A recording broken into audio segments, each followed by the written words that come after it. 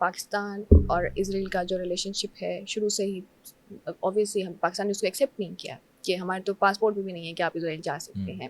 لیکن کچھ ڈیبیٹس ہوتی ہیں کہ اگر پاکستان اس کو ایکسیپٹ کر لے, یہ کچھ اس طرح بھی سننے میں آیا تھا کہ شاید کرنے لگا ہے کہ تو اس کو فائدے ہو سکتے ہیں, تو اس حوالے سے آپ کیسے دیکھتے ہیں اس کو؟ اچھا, اس حوالے سے دیکھنے سے پہلے ہم وہ دیکھتے ہیں کہ جن ممالک نے اس کو تسلیم کیا, ریکگنائز کیا, ان کو کیا کیا فائدے ہوئے. ایجپٹ کی اکانومی بیک ان 1970s کہاں کھڑی تھی اور آج کہاں کھڑی ہے؟ کیا ایجپٹ میں جو ان کے انٹرنل ایشوز ہیں کیا وہ بڑے ہیں یا کم ہوئے ہیں؟ کیا اسی طرح جارڈن کو ایسا کیا فائدہ ہوا ہے؟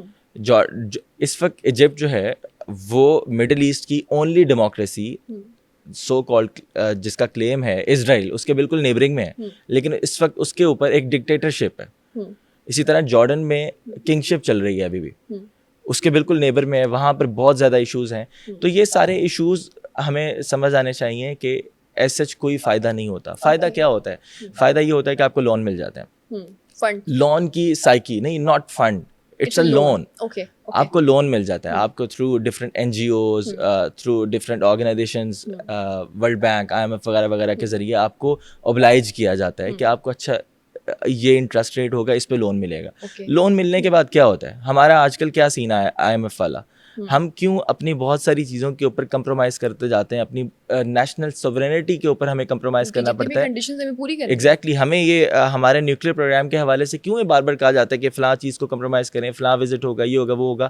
کیونکہ جب آپ لونز میں ہوتے ہیں تو پھر آپ کو کمپرومائزنگ سچویشن میں رہنا ہوتا ہے.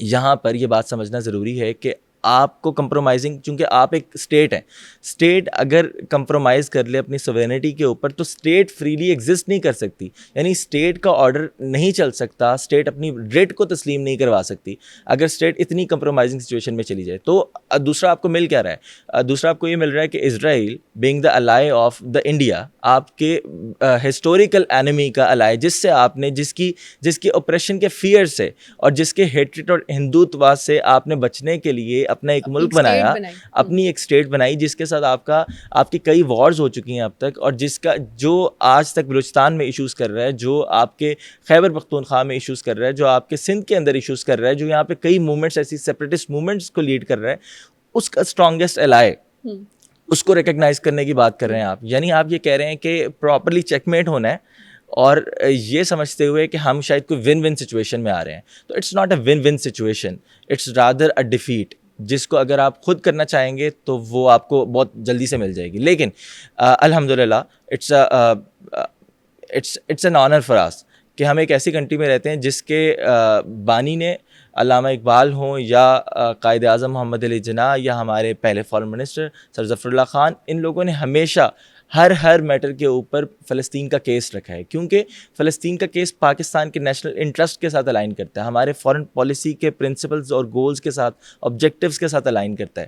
اسی وجہ سے UN special committee on Palestine نے جب 1947-48 کے اندر ایک اپنی پوری ورکنگ کے بعد ایک ریزولوشن دی کہ ہمیں اس طرح ایک دو ملک بنانے چاہیے, جن کے نتیجے میں اسرائیل بنا بھی, تو اس وقت کے پاکستان کے فرسٹ فارن منسٹر نے اس کے اوپر اچھی خاصی ورکنگ کی اور ان کو یہ بتایا کہ یہ it's not a solution, rather we need a federation, we need a Palestinian federation, federal state, جس کے نتیجے میں ہی کچھ نہ کچھ چیزیں حل ہوں گی.